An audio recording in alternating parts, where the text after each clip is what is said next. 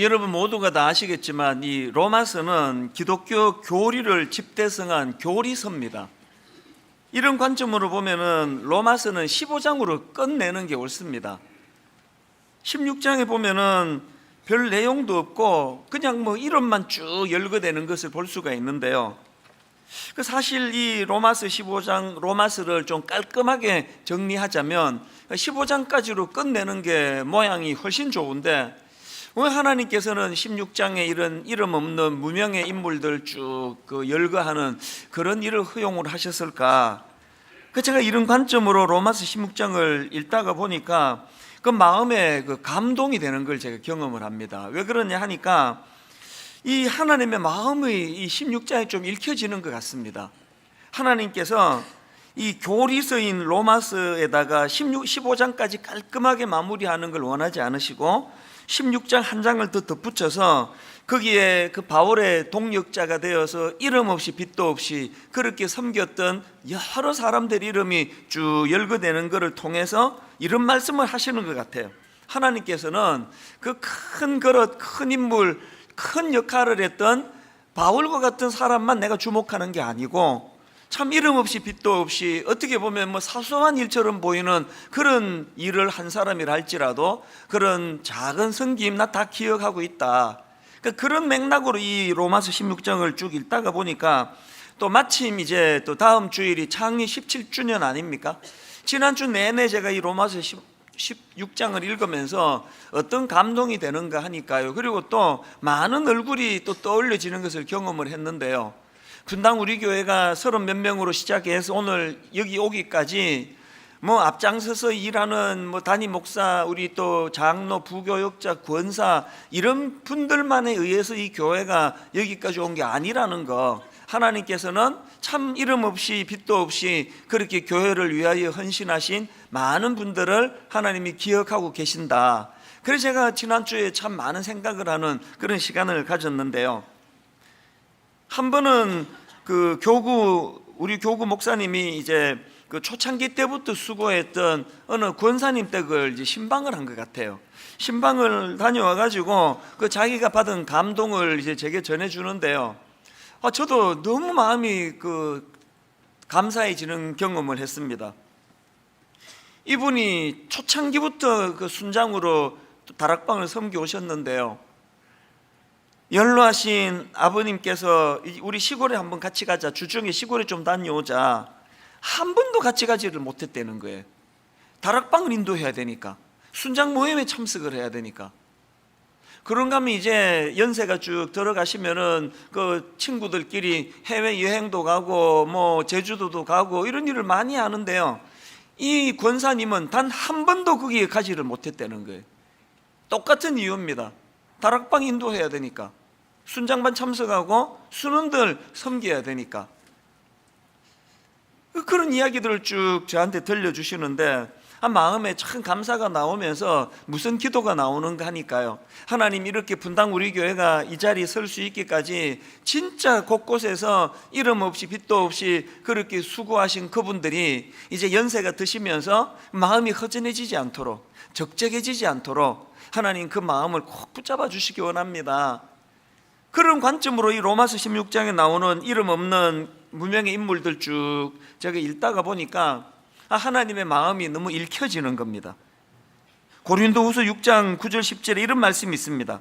무명한 자 같으나 유명한 자요, 죽은 자 같으나 보라 우리가 살아있고, 징계를 받는 자 같으나 죽임을 당하지 아니하고, 근심하는 자 같으나 항상 기뻐하고, 가난한 자 같으나 많은 사람을 부유하게 하고, 아무것도 없는 자 같으나 모든 것을 가진 자로다.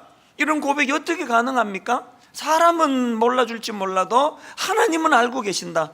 내가 교회를 얼마나 사랑하는지, 내가 이 교회의 성도들을 위하여 얼마나 내가 애쓰고 수고했는지 우리 하나님은 알고 계신다. 그런 긍지가 생길 때 가난한 자 같으나 많은 사람을 부유하게 하고, 아무것도 없는 자 같으나 모든 것을 가진 자로다.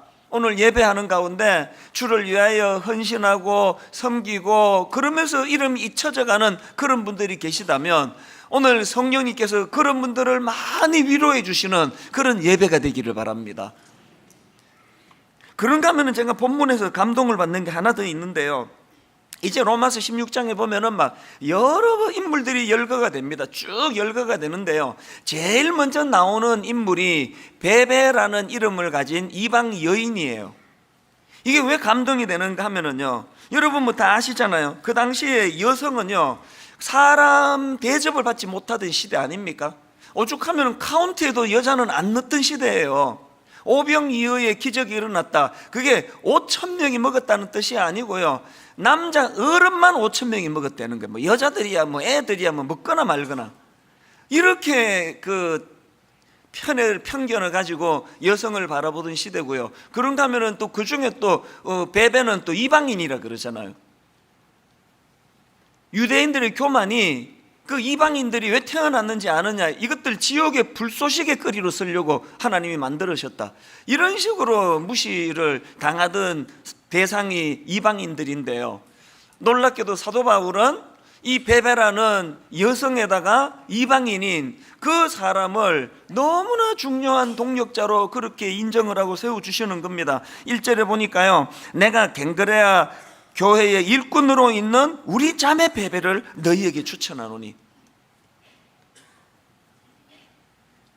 이 베베가 무슨 일을 한 사람인가 하면은요, 바울이 고린도에서 이 로마서를 썼거든요.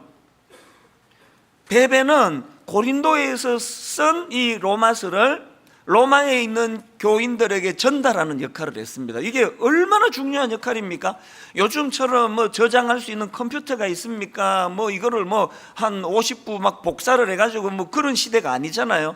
그러니까 이 베베라는 여성이 막 그냥 무책임하고 뭐 이러면은 가다가 뭐 분실해버리고 없어졌는데요. 그 어떻게 되는 겁니까?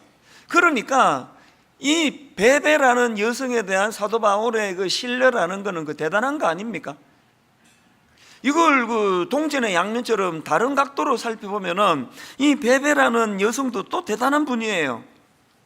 그렇게 중요한 역할을 이 베베면 이거 할 수 있겠다, 당신이 이것 좀 해줘야 되겠다. 저는 이 로마서를 보면서요, 우리가 자꾸 어떤 편견을 가지고 뭐 이 사람은 이런 사람이다, 저 사람은 저런 사람이다, 그런 편견을 갖지 않는 것도 중요하고, 그런가 하면은 여러분, 우리가 하나님 앞에 사람 앞에 베베처럼 인정받아야 됩니다. 이 사람은 확실해, 이 사람은 내 추천할 수 있어. 그렇게 무사히 베베가 자기 맡겨진 역할을 감당했기 때문에 오늘 2000년 역사 동안에 수많은 사람들이 로마서를 통해서 얼마나 변화가 일어나고 은혜를 받는 거 아닙니까?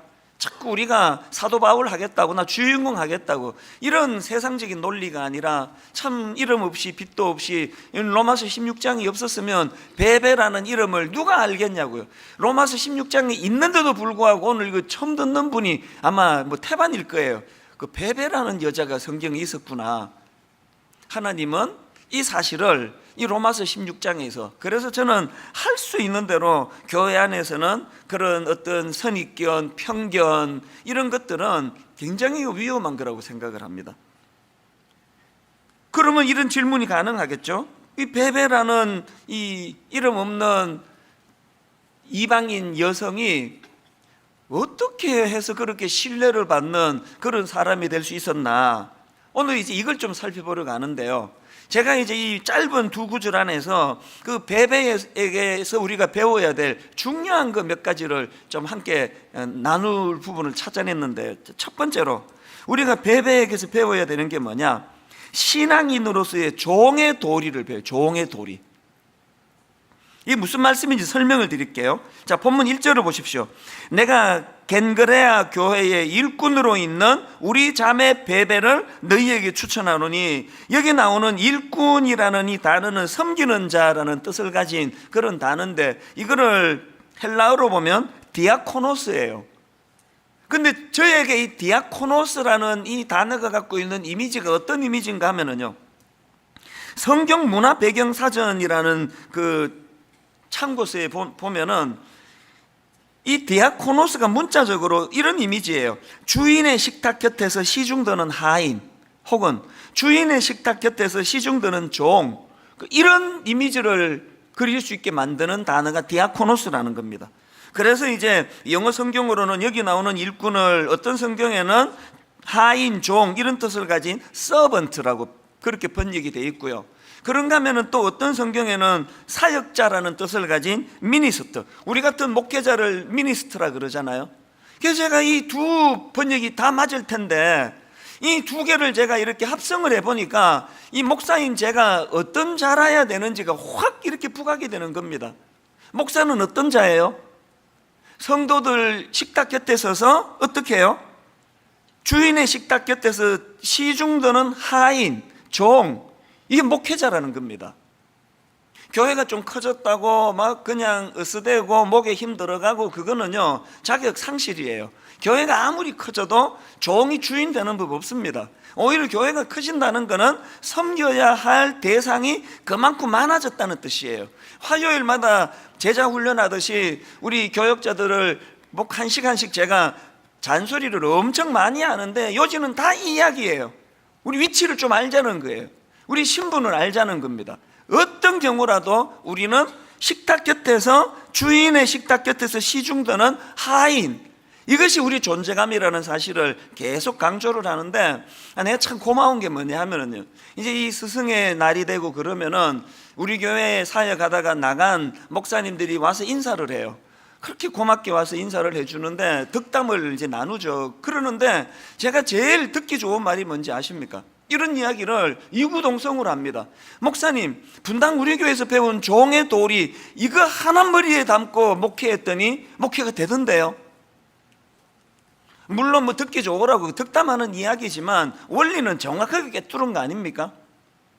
할 수 있는 대로 내가 누릴 수 있는 권리는 최소화하고, 내가 누릴 수 있는 권리가 있다 하더라도 그것을 양보하고 누리지 않으려고 애를 쓰고, 대신에 나는 종이다, 나는 우리 성도들 식탁 곁에서 저들을 섬기는 종의 위치에 있어야 된다, 이런 것들을 자꾸 인식해 나갈 때에 그런 지도자가 있는 교회는 부흥하게 될 줄로 믿습니다.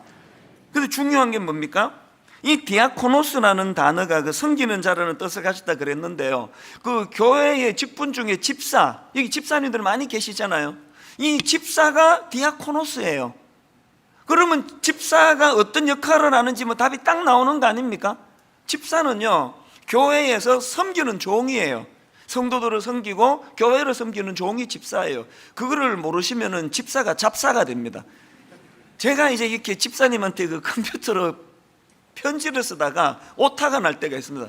이 잡사님 안녕하세요. 그 어떻게 식은땀이 나, 이 그대로 보내줬으면 어떡할 뻔했냐고. 본인은 또 이건 주의 뜻이다 그러고 또 회개의 자리로 나갈 수도 있겠지만, 집사는요 다른 어떤 것보다도 중요한 거는 교회에서 섬기는 종이에요. 왜 그래야만 되느냐 이렇게 물으신다면 마태복음 20장 25절부터 27절까지 주님의 말씀을 읽어드리는 것이 가장 정확합니다. 예수님이 이렇게 말씀하십니다. 예수께서 제자들을 불러다가 이르시되 이방인의 집권자들이 그들을 임의로 주관하고 그 고관들이 그들에게 권세를 부리는 줄을 너희가 알거니와, 그 다음 보세요. 너희 중에는 그렇지 않아야 하나니. 교회가 건강하기 위해서는요 세상의 질서와 반대로 하면 돼요. 세상은 높은 자리에 올라가는 사람이 대접을 받고 세상에는 높은 자리에 올라가려고 혈안이 되어 있다면, 교회는 너희 중에는 그렇지 않아야 하나니. 그러시면서 그 다음 주님의 말씀을 보세요. 너희 중에 누구든지 크고자 하는 자는 너희를 섬기는 자가 되고, 너희 중에 누구든지 어뜸이 되고자 하는 자는 너희의 종이 되어야 하리라. 교회가 왜 담임 목사일수록, 장로일수록, 또 오래 교회를 다닌 사람일수록 왜 식탁 곁에 서서 섬기는 하인처럼 그렇게 교회와 성도를 섬겨야 된다고요? 왜 그래야 된다고요? 간단합니다. 기독교의 창시자 되시는, 기독교를 주관하시는 우리 기독교의 왕이신 그분이 그렇게 하라고, 그게 교회라고 규정을 지어주셨기 때문이에요. 그러시면서 그 주님이 그 다음 28절에서 쐐기를 박는 말씀을 하십니다. 28절, 인자가 온 것은 섬김을 받으려 함이 아니라 도리어 섬기려 하고, 인자가 온 것은 섬김을 받으려 함이 아니라 도리어 섬기려 하고 자기 목숨을 많은 사람의 대속물로 주려 함이니라. 주인 되시는 주님께서 이렇게 본을 보여주시고 니들도 알겠지. 다시 말씀드립니다. 여러분이 신앙이 좀 깊어지는지를 점검하기 위한 잣대가 있다면 점검해 보세요. 26절에 너희 중에는 그렇지 않아야 할지니. 괜찮은 장로로 인정받고 싶으시면요, 나는 집사로 자격이 있다, 이런 인정을 받고 싶으면 이 질문으로 던져보세요. 너희 중에는 그렇지 않아야 하나니. 지난주 내내 제가 이 말씀을 묵상을 하면서 공개적으로 다시 여러분에게 제가 약속을 드리고 그동안 못해왔다면 공개적으로 제가 용서를 구하고 싶습니다. 대형교회 목사라고 해서 많은 사람들에게 섬김을 받고 권리를 누리는 자리가 아니라는 걸 모든 분이 아시듯이 저도 알고 있습니다. 제가 가지고 있는 기득권, 제가 가지고 있는 권리, 제가 마땅히 이거 내가 누려도 되라는 이런 것들을 계속해서 내려놓기 위해서 몸부림을 치지 않는다면 바로 저는 이미 변질되어 있다는 뜻이에요. 자기 교회에서 이런 설교하는 건 쉬운 건 아니에요. 그 남의 교회 가가지고 뭐 부산에 가가지고 뭐 다 이런 말하고 뭐 목사는 종이다 섬겨라 그러고 와버리면 뭐 그만이지만요. 그러나 자기가 섬기는 교회에서 이렇게 설교하면 풀꽃 같은 눈으로 저게 진짜 저러나 보자 그러면서 다 저를 지켜볼 텐데 왜 이런 부담스러운 말을 공개적으로 드리는지 아십니까? 제 자신에 대한 결의이기도 하지만요, 우리 장로님들, 권사님들, 우리 집사님들, 모든 우리 교회 직분자들 한번 이렇게 해보자는 거예요. 한번 노력하자는 거예요. 모든 교회가 다 정말 연세 드실수록 우리 젊은이들을 섬기고 세상에서 높은 지위에 있는 사람일수록 교회에서는 그런 거 내색하지 아니하고, 그래서 겸손히 식탁의 주인 곁에서 그 시중드는 종의 모습으로 그렇게 우리 서로를 섬기는, 그래서 너희는 너희 중에는 그렇지 않아야 하나니, 이 주님의 말씀이 잘 구현되는 분당 우리 교회 되기를 바랍니다. 이런 의미에서 저는 제임스 몽고메리 보이스가 한 말을 메모를 해놨습니다. 그리고 화면으로도 이거 좀 띄워달라고 부탁을 했는데 그가 이런 말을 했습니다. 하나님이 보시기에 위대함은 우리를 섬기는 사람의 숫자로 구성되는 것이 아니라 우리가 섬기는 사람의 숫자로 결정된다. 오늘 본문 말씀에 얼마나 이게 부합되는 말씀입니까? 나 이렇게 큰 교회 목사가 됐는데 나 섬기는 우리 부목사가 몇 명인지 알아? 나 섬기는 교회에 직원이 몇 명인지 알아? 그거는 내가 타락했다는 걸 나팔로 떠들고 다니는 소리예요. 교회가 아무리 커져도 목사는 그들로부터 섬김을 받는 그들의 숫자를 가지고 과시하는 존재가 아니라, 계속 강조하지만 교회가 커지면 그만큼 섬겨야 할 대상이 많아졌다는 소리다. 이게 지금 제임스 몽고메리 보이스가 하는 말씀 핵심 아닙니까? 근데 여러분 여기서 한 가지 주목할 게 뭐냐, 베베가 주인의 식탁 곁에서 시중드는 종의 모습으로 섬겼다 그랬는데요, 어디서 그렇게 섬긴 겁니까? 1절을 보십시오. 내가 겐그레아 교회의 일꾼으로 있는, 지금 베베는 겐그레아는 고린도 인근에 있는 항구 도시로 알려져 있는데요, 그 항구 도시의 그 겐그리아라는 지역에 있는 어느 교회에서 지금 베베는 무슨 정신으로 섬긴다 그랬습니까? 디아코노스, 주인의 식탁 곁에서 시중드는 하인의 모습으로 이 교회를 그렇게 소중히 여긴다는 그 아니겠습니까? 저는 골로새서 1장 24절에 이 사도 바울의 이 고백이 너무 마음에 감동이 됩니다. 나는 이제 너희를 위하여 받는 괴로움을 기뻐하고 그리스도의 남은 고난을 그의 무엇을 위하여? 몸된 교회를 위하여 내 육체에 채우노라. 그리스도의 남은 고난, 주님이 십자가에서 당하셨던 그 엄청난 희생, 나도 그것을 감당하기 원하는데 주의 몸된 교회를 위해서 내가 하겠다는 것. 언젠가 그 화요일 오전에 교역자들하고 이런 시간을 가질 동안에 제가 찬양을 하나 같이 부르자 그랬는데요, 찬송가 208장입니다. 다 아시는 찬양이에요.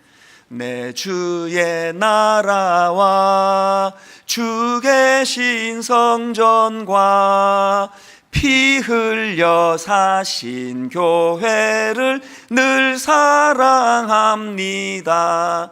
교회를 사랑하자는 이 찬양이요, 2절이 어떻게 되어 있는지 아십니까? 2절 가사 한번 보시겠습니까? 내 주의 교회는 천성과 같아서 눈동자같이 아끼사 늘 보호하시네. 여러분, 눈동자같이 아끼사 보호하시는 분이 누구시라고요? 하나님이세요.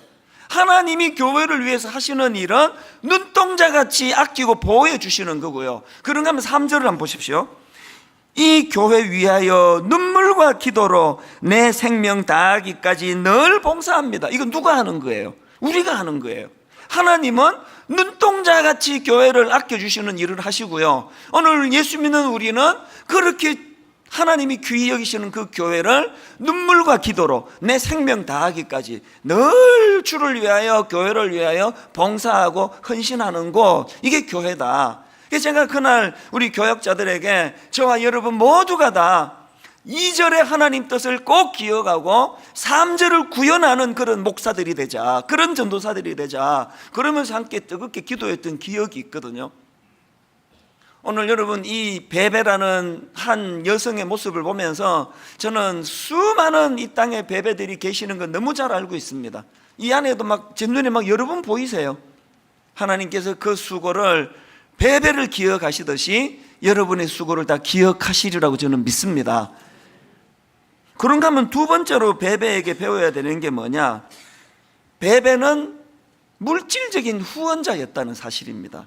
2절을 보십시오.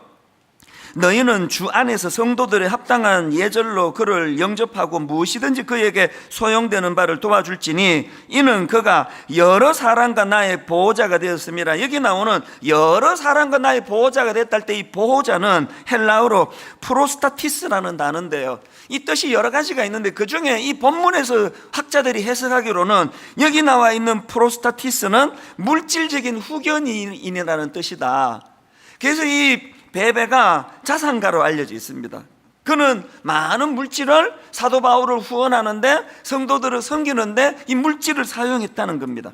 저는 베베가 물질로 그렇게 교회를 또 사도 바울을 섬겼다는 그 말씀을 제가 묵상을 하면서 사도행전 2장에 초대교회가 떠오르는 겁니다. 자, 사도행전 2장 44절 45절입니다 믿는 사람이 다 함께 있어 모든 물건을 서로 통용하고, 그 다음 보세요.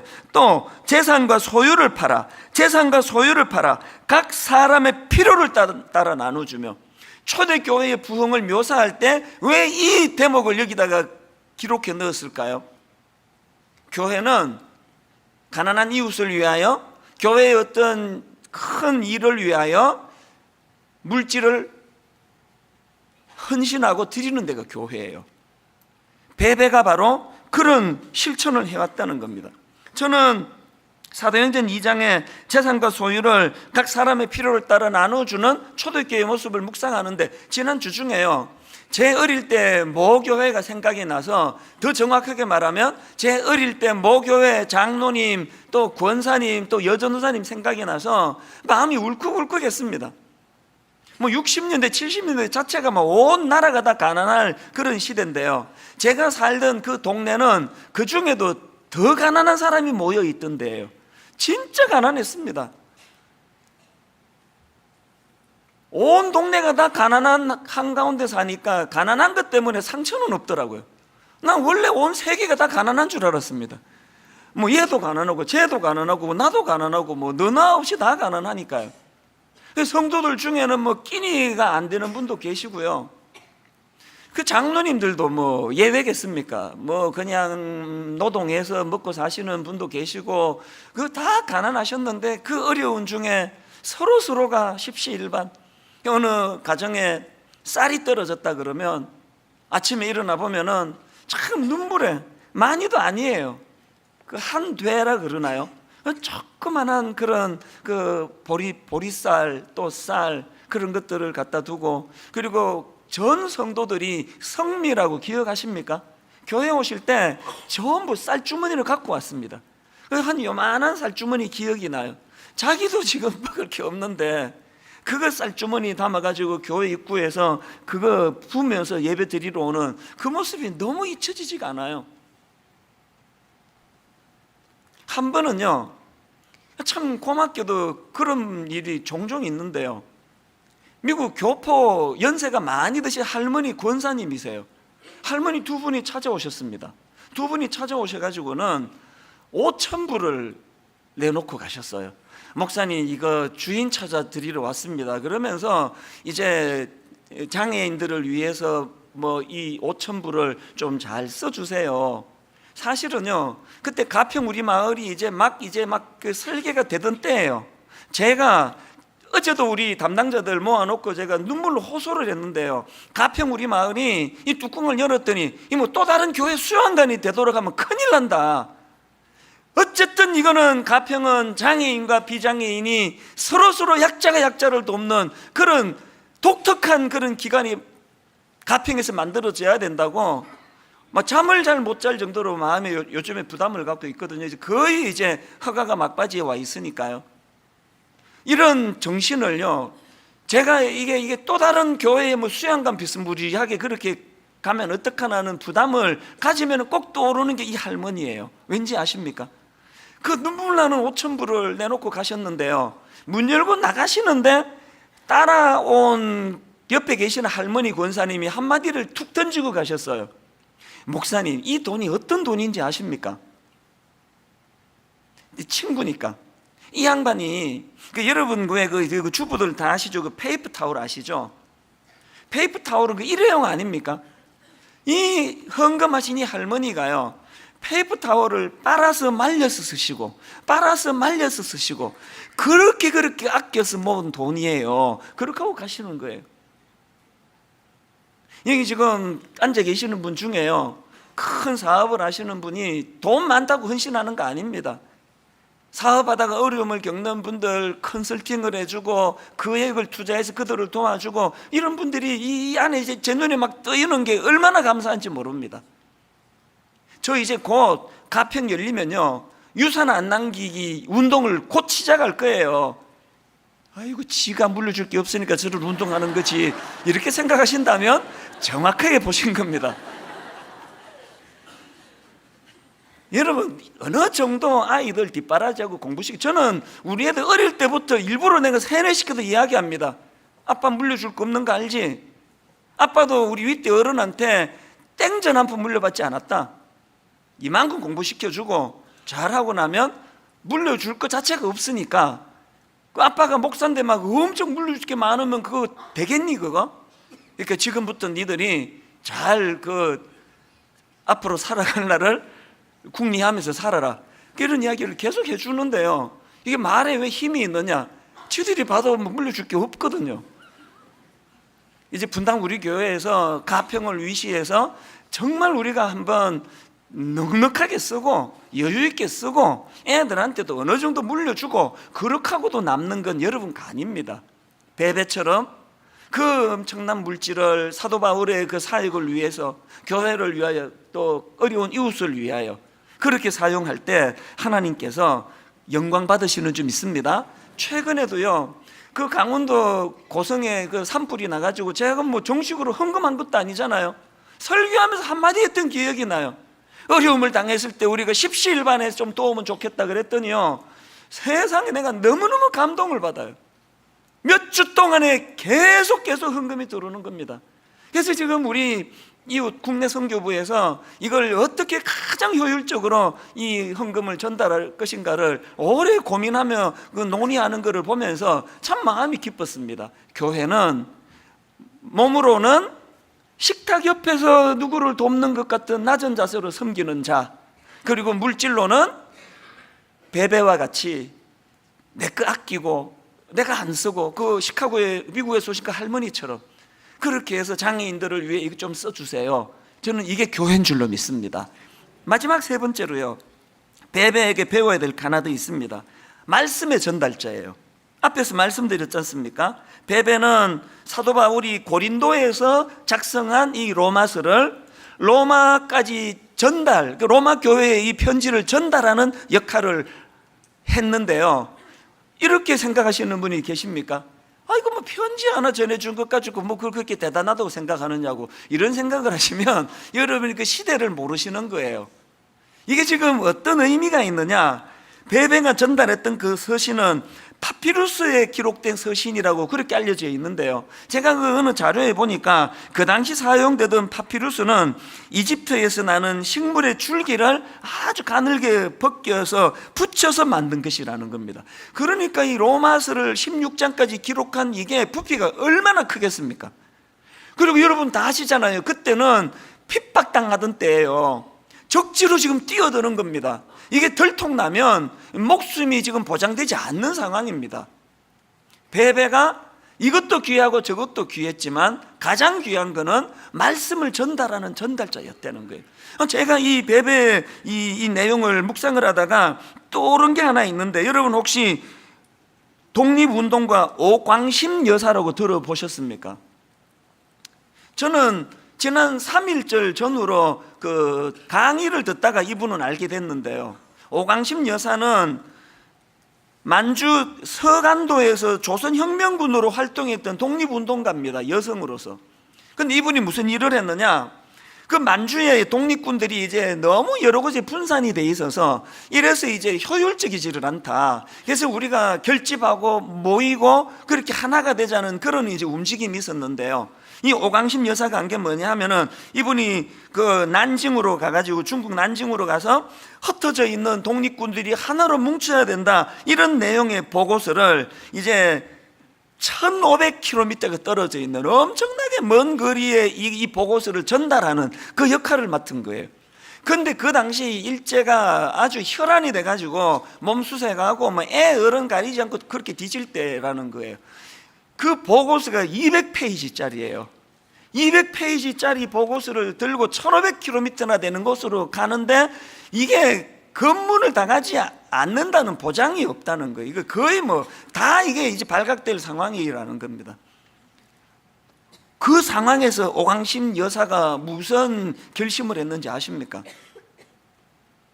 자기에게 맡겨진 이 보고서를 무사히 1500km 떨어진 그곳에 무사히 전하기 위해서 이분이 놀라운 결심을 했는데요, 그 200페이지를 다 외워버렸다는 거예요. 통째로 그것을 다 외워가지고 전달을 했다는, 제가 그 강의를 듣는데요, 눈물이 나더라고요. 지금 우리가 누리는 이 자유가 이게 공짜로 생긴 게 아닌 거구나, 이게. 그런가 하면은 비슷한 이야기가 하나 더 있는데요, 2년 전에 대학로에서 종교개혁 500주년 기념으로 더 북이라는 제목의 뮤지컬 공연이 있었거든요. 이 공연의 부제가 뭐냐, 성경이 된 사람들, 이런 부제인데요,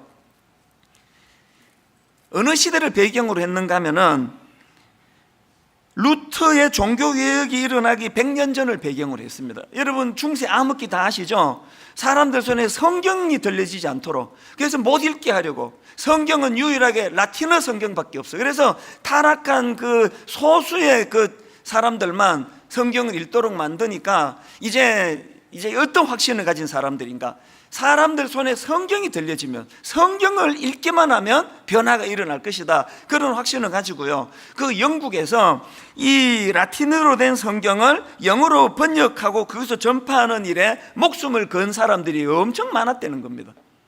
그래서 이제 라틴어 성경을 영어로 번역하다 들키면 화형이에요. 화형이 자꾸 일어나고 발각이 되고 이러는데, 제가 그 연극을 보다가 대학로에서 연극이니까요, 뭐 관객이 한 100여 명 정도 되고 뭐 그 눈이 마주칠 정도로 그 연극 하시는 분들하고 가까이서 보는데, 어느 대목에서 내 마음이 왈칵 무너졌느냐 하면은요, 계속 들켜 화형당하고 그러니까 그분들이 어떤 결단을 했는가 하면은, 당신은 로마서를 외우시라고, 나는 요한복음을 외우겠다고, 당신은 마가복음을 외우고 당신은 사도행전을 외우고, 그래가지고 이분들이 성경 한 챕터를 통째로 다 외우세요. 그리고 그 연극하는데, 연극에서 보여주는데요, 여기에 사람들이 모여있으면 갑자기 나타나가지고 막 이제 로마서를 막 외우는 거예요. 막 외우고 사라져버리고, 또 이제 조명이 저쪽으로 하면 그 사람 모인 데 가가지고 막 요한복음을 외우고 또 사라져버리고, 이곳에 가서 사도행전을 외우고, 이곳에 가서 고린도전서를 외우고, 막 여기저기서 성경을 외우다 사라지고 외우다 사라지고 외우다 사라지는 그것들이 연극에서 일어나는데 마음이 막 너무너무 뜨거워지는 거예요. 우리 손에 이 한글로 된 성경이 들려지기까지 말씀의 전달자. 지금 여러분 드라마 바이블, 저도 그게 너무 좋은 게요, 막 담임 목사가 되니까 막 생각할 것도 많고 회의할 것도 많고 그러니까 이제 아침에 성경을 펴놓고 이렇게 쭉 읽으면은요, 쭉 읽다 보면은 그 장로님 만나서 무슨 회의하지? 그 생각하고 있고, 그리고 또 이제 다시 성경 읽다 보면은 행정 목사가 또 있다고 올 텐데, 근데 이 드라마 바이블을 켜놓고 눈으로 따라가니까요, 성경 읽기가 너무 좋은 거예요. 이게 어떻게 우리 손에 들려진지 아십니까?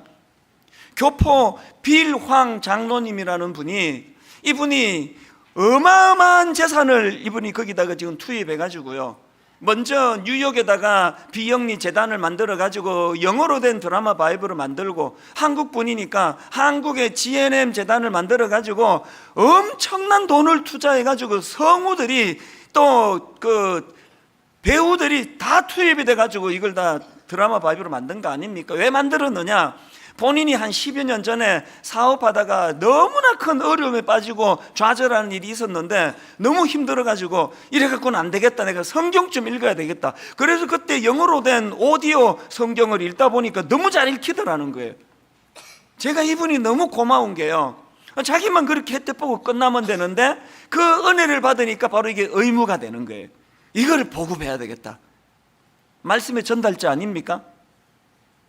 오늘 우리 주일학교 선생님들, 오늘 우리 순장님들, 그리고 오늘 여기 우리 아버지 어머니, 우리가 자녀들을 위하여 뭐 학교도 보내주고 옷도 사입히고 뭐도 사주고 뭐도 사주고 다 하는 역할 가운데 오늘 하나가 돼 있다는 거 꼭 기억하셔야 됩니다. 우리가 우리 아들에게, 우리가 우리 딸에게 말씀의 전달자가 돼야 되겠다. 이 아이들에게 말씀이 전해질 때에 그 빌황 장로님처럼 인생의 절망이 몰려올 때, 위기가 올 때, 이게 자살할 수도 있는 그런 어려움이 있을 때 말씀이 지금 나를 살릴 때라는 것을 알려주는 말씀의 전달자.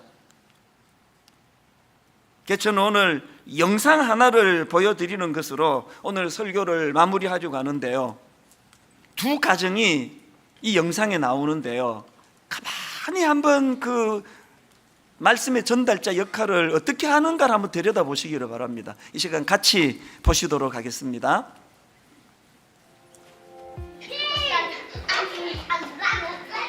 제이야, 예배 드리자. 오예. 이제는? 지난주에 노아 말씀 들었던 거 기억나지? 아니. 기억나지? 창세기 제8장. 자, 아빠 퀴즈 낼 거야. 잘 들어. 다시는 그에게로 돌아오지 아니하였더라. 601년 첫째 날 아빠가 퀴즈를 하는데, 아까 홍수를 안 썼는데 홍수를 할 때 물이 빠진 거를 어떻게 확인하기 위해서 어떤 동물을 보냈을까? 까마귀 비둘. 오, 딩동댕. 그리고 하나님이 사람을 누구의 형상대로 지으셨다고 했어? 정답. 정답. 딩동댕. 이제 홍수 난 다음에 다시 강낭콩. 물로 하나님이 심판하시지 않는다고 약속을 해주셨잖아. 그 약속으로 하나님이 뭘 보여주셨어? 무지개. 잘한다. 제이는 뭐가 감사했어 이번 주에? 하나님. 하나님. 재한은 뭐가 감사했어? 아빠가 해외 출장 가 있는 동안에 제이가 엄마랑 같이 예배드리고 건강하게 잘 있어서 너무 감사했어. 어린이 부흥회 갔는데 그때 형아가 아팠잖아. 다시 집에 돌아오는데 병원 안 가도 될 만큼 다시 나아서 감사했고.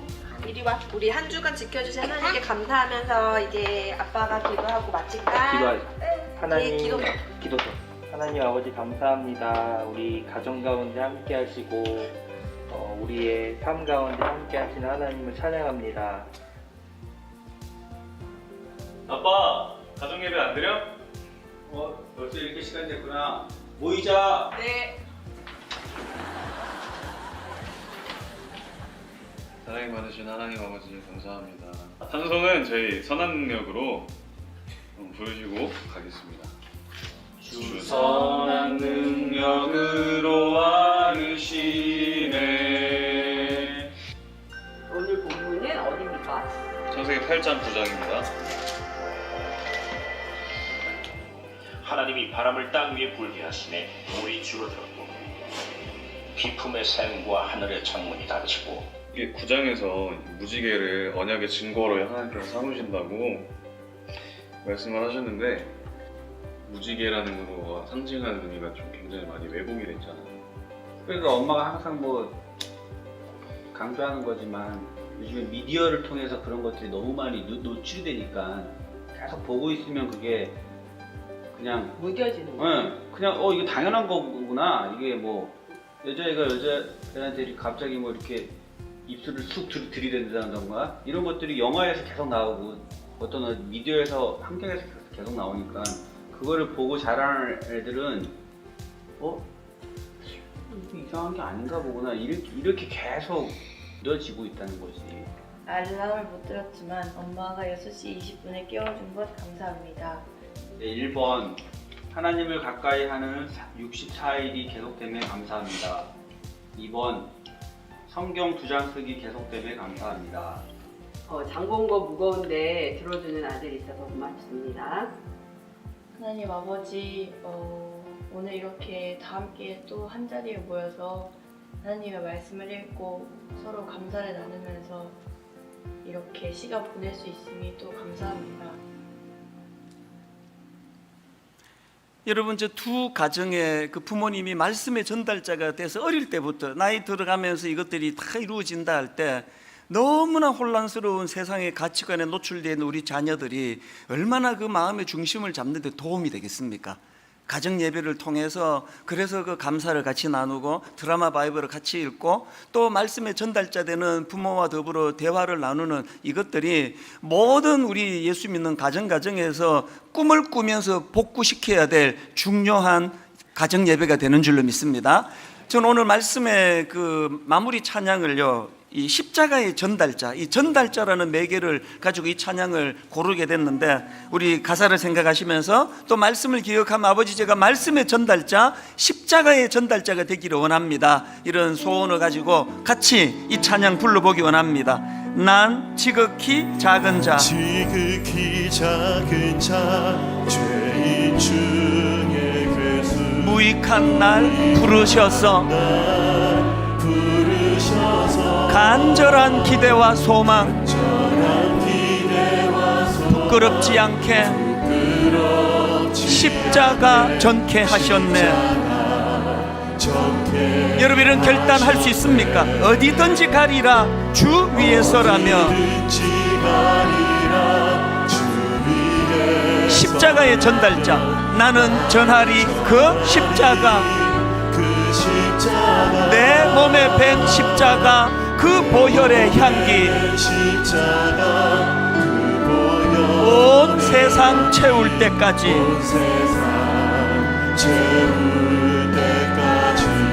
살아도 주를 위해, 죽어도 주를 위해, 사나 죽으나 난 주의 것. 십자가의 능력, 십자가의 소망, 내 안에 주만 사시는 것. 난 지극히 작은 자, 죄인 중에 괴수, 무익한 날 부르셔서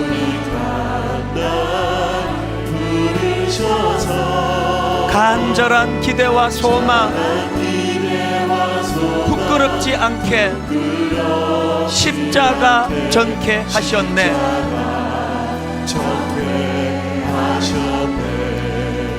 오늘 제 설교를 오해하시면 안 됩니다. 여러분 희생하라고, 여러분 행복을 좀 희생시키라고, 그래서 이웃을 섬기라, 그거 아닙니다. 오늘 저는요, 행복학 강의를 한 거예요. 진짜 행복해지기 위해서 베베와 같이 한번 낮아서 섬겨보세요. 한번 내 물질 그 가두어 두고, 여러분이 물질은요 만나의 원리 그대로예요. 하루 지나면 유통기한 끝나면 그 소용없습니다. 죽을 때 못 가져갑니다. 하나님, 오늘 이 주신 말씀이 내 행복을 위한 주님이 주시는 지침이라고 하신다면 한번 아버지 그렇게 애써보기를 원합니다. 정말 말씀의 전달자가 되기 원합니다. 십자가의 전달자가 되기 원합니다. 가사를 기억하시면서 우리 한 번 더 또 말씀 안에 울림을 하나님께 허락해 달라고 구하면서 이렇게 한 번 더 찬양합니다. 난 지극히 작은 자,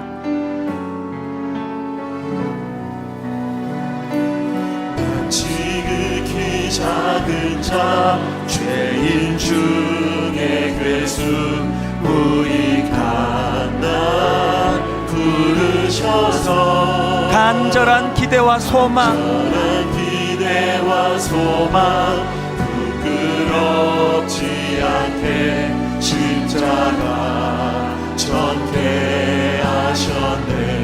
어디든 가리라 어디든지 가리라 주 위에서라면 나는 전하리 그 십자가 그 십자가 내 몸에 밴 십자가 내 몸에 밴 십자가 그 보혈의 향기 보혈의 온 세상 채울 때까지 채울 이렇게 한번 결단해 보십시오. 살아도 주를 위해 죽어도 주를 위해 사나 죽으나 난 주의 것 십자가의 능력 십자가의 소망 내 안에 주만 사시는 것 다시 한번 결단하십시오. 살아도 주를 위해 죽어도 주를 위해 사나 죽으나 난 주의 것 십자가의 능력 십자가의 소망 내 안에 주만 사시는 것 우리 다 자리에서 일어나셔서 다시 한번 선포하기 원합니다. 살아도 주를 위해 죽어도 주를 위해 사나 죽으나 난 주의 것 십자가의 능력 십자가의 소망 내 안에 주만 사시는 것 여러분 한 번 더 가사를 생각하며 한 번 더 선포하십시오. 살아도 주를 위해 죽어도 주를 위해 사나 죽으나 난 주의 것 여러분이 십자가의 능력을 경험하기 원합니다. 십자가의 능력 십자가의 소망 내 안에 주만 사시는 것 난 지극히 작은 자 죄인 중에 괴수 무익한 날 부르셔서 우리에게 주신 소망 간절한 기대와 소망 부끄럽지 않게 십자가 전개하셨네. 믿는 우리가 행복하는 길은 하나라고 말씀드렸습니다. 너희 중에는 그렇지 않아야 하니 이 세상의 악한 질서에 어긋나는 너희 중에는 그렇지 않아야 하나니 하나님 제가 이 말씀대로 한번 순종해 보려고 애를 쓰겠습니다. 성령님 우리 가정을 붙잡아 주시기 원합니다. 우리 통성으로 같이 말씀 기억하며 기도하시겠습니다. 살아계신 하나님 아버지 오늘 이 말씀이 우리들 삶 속에 결단이 되게 하시고 도전이 되게 하시고 하나님 말씀대로 실천했더니 가정이 회복이 되고 자녀가 살아나고 아버지 하나님 말씀을 실천했더니 우리 안에 행복이 찾아오더라는 것을 맛보며 신앙생활에 가기를 원하오니 그 길로 인도하여 주시옵소서. 하나님 아버지 너무나 잘못된 세상 가치관이 우리를 엄습하는 시대입니다. 우리 자녀들에게 말씀의 전달자가 되기를 원합니다. 우리 주변 사람들에게 말씀의 전달자가 되기를 원합니다. 인도하여 주시옵소서.